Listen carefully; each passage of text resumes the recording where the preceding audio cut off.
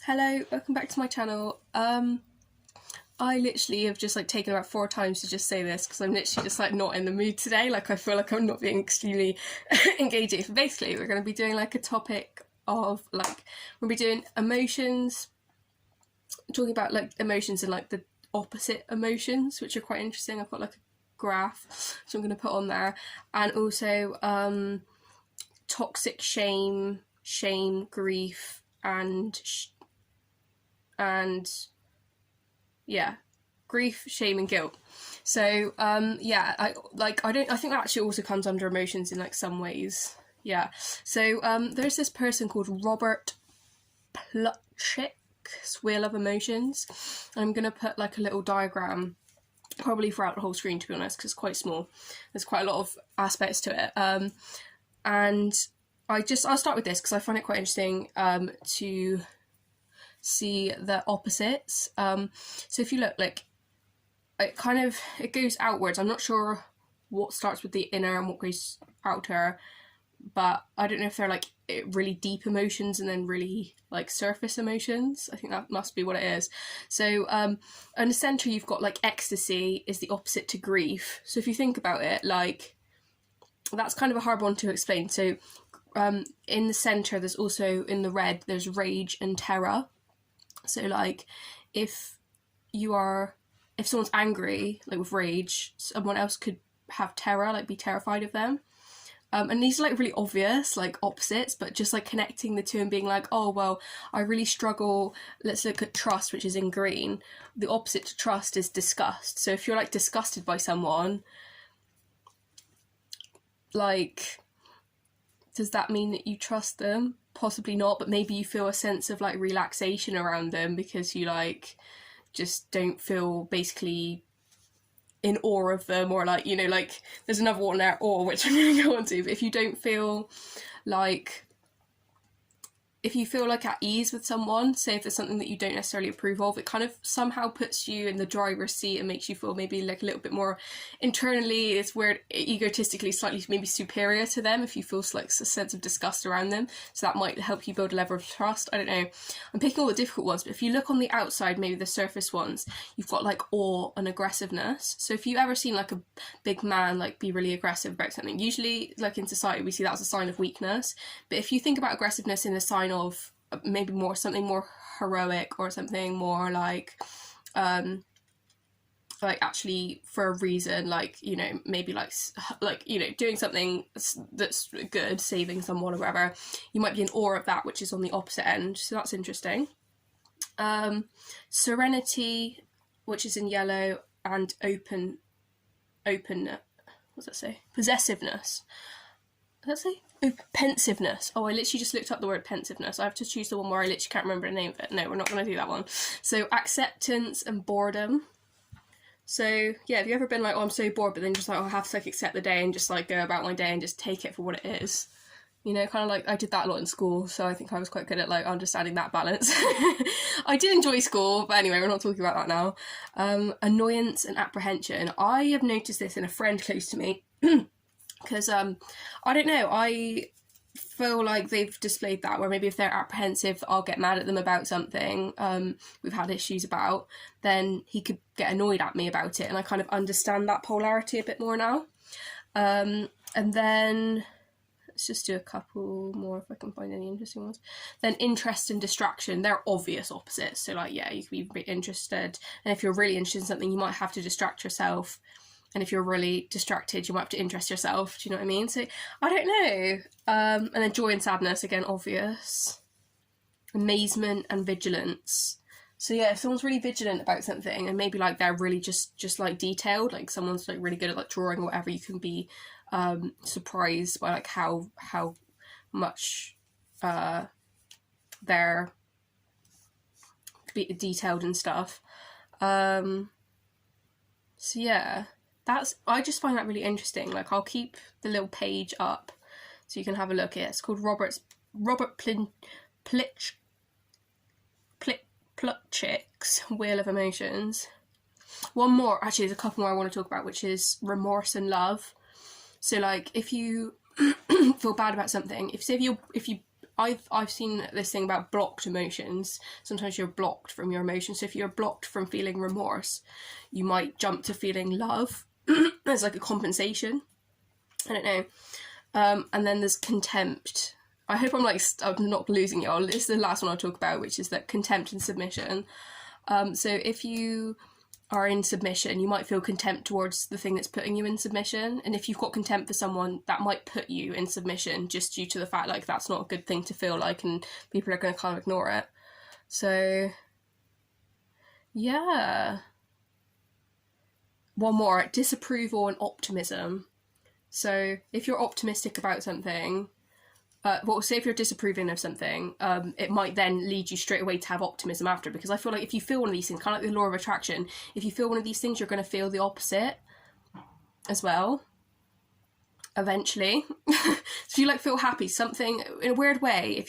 I feel something sad after, kind of like, and that sounds really like unhealthy. And if it's in the wrong setup where you can't ever feel a certain amount of joy, if that's a bit of a mangled, I don't want to feel too much joy because then I'll feel too much sadness kind of moment, like that's not going to be good. That's just about the rewiring yourself as you're like an adult. But yeah, loathing and admiration.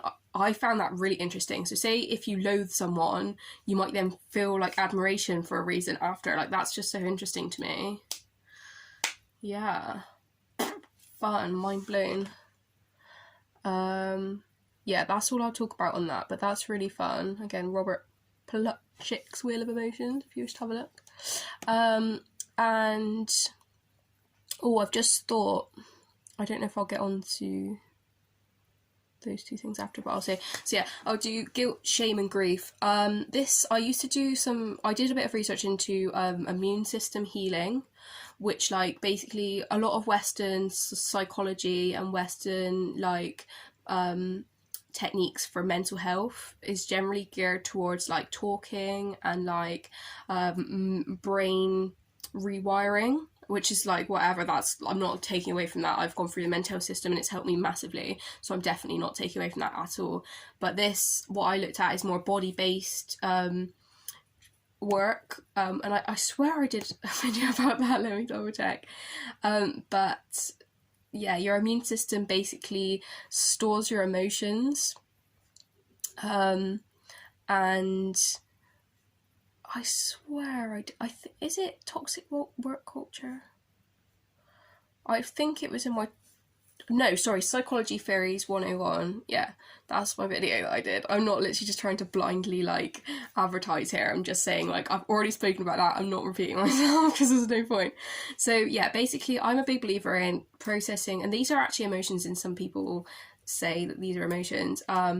Toxic shame. There's shame, guilt and grief. And I'm going to talk about all three of them. So with shame, there's toxic shame and there's healthy shame, where some shame, walking around and running around in public bollock naked, screaming and shouting and disrupting other people, maybe you'd get a sense of healthy shame in that area to sort of maybe like self-direct yourself into like not doing that. But then you can have toxic shame where someone's basically like beating you into, like not physically necessarily, maybe psychologically, verbally beating you into submission about something, and you then feel toxic shame towards that to yourself because of like how they've treated you, and that was wrong. I think that's right, and it's kind of, yeah, that's right, I think so. But processing any emotion is always going to be beneficial for your health, especially stored past repressed emotion. But I feel like a lot of people carry a lot of guilt, shame and grief around and they just don't even realise it. I feel like a lot of the time, but people just process this over time, I feel like. But yeah, going on to guilt and shame are very closely interconnected, because obviously if you feel shame about something, you might also feel guilt. And like processing that, it also like I feel like goes into a conscience kind of perspective, because they say like everyone's got a conscience, like everyone's connected to their conscience regardless of who you are and what your personality type is. We've all got a conscience and we kind of know instinctually what was right for us, what we've done to affect others, and yeah, like we just kind of have to process that. Obviously, like within the person you are. Not to say you couldn't have to be perfect and obviously please everyone and whatever, you're putting yourself first is always going to be, and seeing things in context is always going to be the best way to do that. But yeah, and then, yeah, so just this, and obviously grief. You can grieve relationships. A lot of the time you can grieve a past self. If you've, say, been in a narcissistically abusive relationship and you feel like you've lost aspects of yourself that you feel that you can't get, that you're not going to get back, really. My mum talks about taking your edges off for past relationships, take the edges off your, if you know what I mean, just sort of like basically help you just like move through life into like evolving into a different person, if you like, because it take your edges off. But if you are experiencing grief towards a relationship, you can actually grieve narcissistic relationships as well. If it's a really bad relationship, you can still feel a lot of grief towards it. Obviously deaths, yeah, you can, grieving is a process where you experience sadness. There's a lot of videos out on it. I'm not going to do a whole specific video on grief, but you tend to experience sadness, processing like the situation, maybe like connecting to like what was actually making you feel the grief and like different aspects of how it affected you. Like, yeah, connecting to your emotions to do with grief and like ideas, and just basically just releasing the grief, because obviously like a lot of people have said that, I've said that in my psychology video, like obviously processing it's going to allow you to release it and like obviously move on without having that thing pulling you back and like holding you into a way of thinking. Because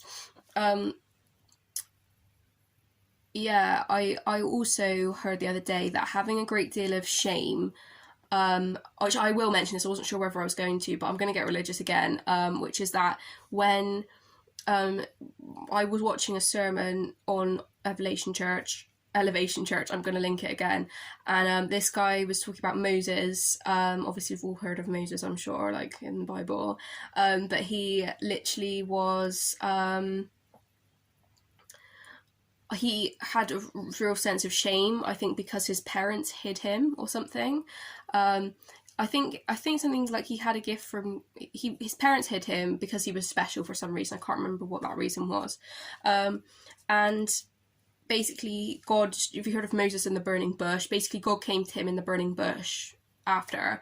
But the point was, because Moses was shameful because his parents hid him, he felt that he had to be shameful. He had to like leave where he was to go to a different town, and yeah, I think, yeah, so that's just shame as well. It like comes into the Bible, like, but yeah, I'm not going to go too deep into that because I feel like I do go off on a lot of tangents. And one more thing I will talk about is shape-shifting, which I didn't mention at the beginning. I will put in the title.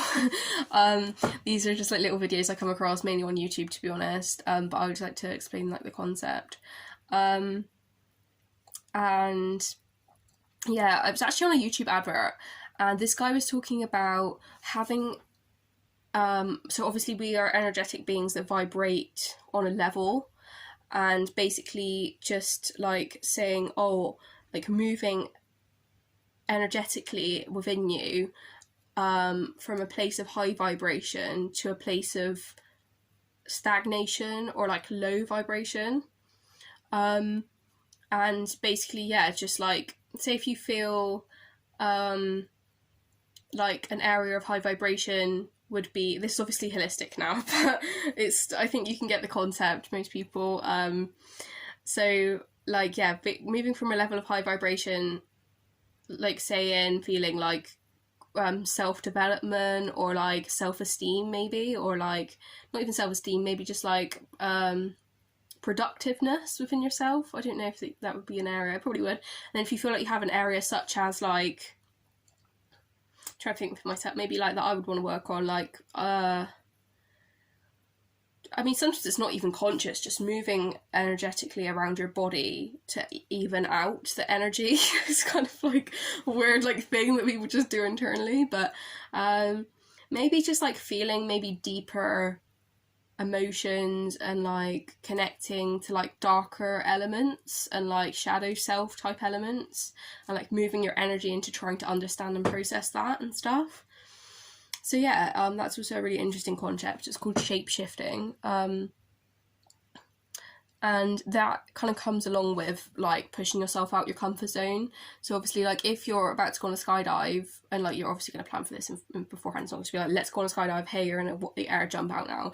You're not going to be used to float, like going through the air, which really brings a huge sense of like obviously like fear, or like, you know, like like surprise or whatever in terms of emotions. But like you'd obviously probably move that area from solid on like you know, grounded in my job or whatever, to like maybe feeling like a high sense of emotion, like fear, surprise, you know, all that, and then you'd kind of change energetically, and that's kind of why you grow. And maybe you, once you've gone through that, you understand like how that feels, and like less fear towards it next time. So yeah, I hope this has been kind of fun and interesting. I enjoyed filming it, so at least there's that. If you wish, please subscribe to my channel. If you don't, I've got many other videos and I upload many times a week. Thank you for listening, and I shall speak to you very soon. Bye!